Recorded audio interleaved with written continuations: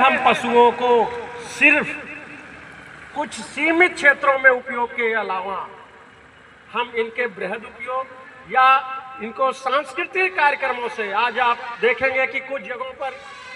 जरूर आप लोगों ने देखा होगा कि सुनने में आया शादी ब्याह के समय आज गाड़ियों का नहीं बैल, हम अपने लिए उन सीमित संसाधनों के साथ चले तो दान भी कर रहे हैं, क्योंकि कहा भी गया है कि पैतरणी बिना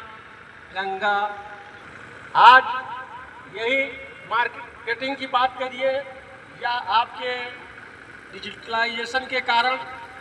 आप ग्लोबल वर्ल्ड था तो अपने भाई पटीदार के यहाँ से मंगाया जाता था कि हाँ गाय का गोबर ले आइए लिपाई के लिए। मैं उसके चिकित्सीय या उसके हमारे स्वास्थ्य पर होने वाले लाभ के बारे में भी थोड़ा सा बताना चाहूँगा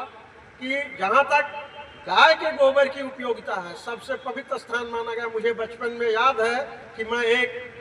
जगह पर निमंत्रण में गया, ब्रह्मभोज में गया, तो हम लोग ये हुआ कि बैठे कहाँ,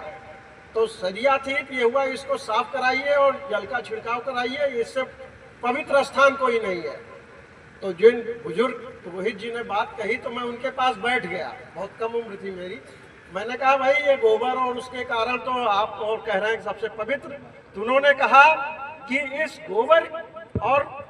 इन पशुओं के पेशाब के कारण ही यहाँ पर जो गंध है उससे हमारे लिए नुकसानदायक जो सूक्ष्म जीवाणु हैं वो नष्ट हो चुके हैं, और ये स्थान हमारे बैठने भोजन करने के लिए सबसे पवित्र है।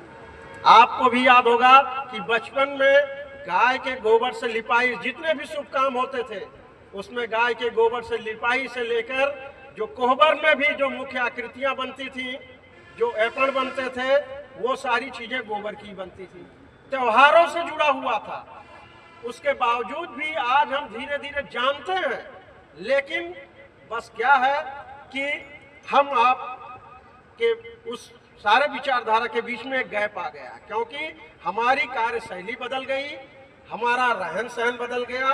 और स्थान बदल गया। आज की स्थिति है, फैशन में है, ये सारी चीजें फैक्टर से रिलेटेड और दोस्तों इस चीज को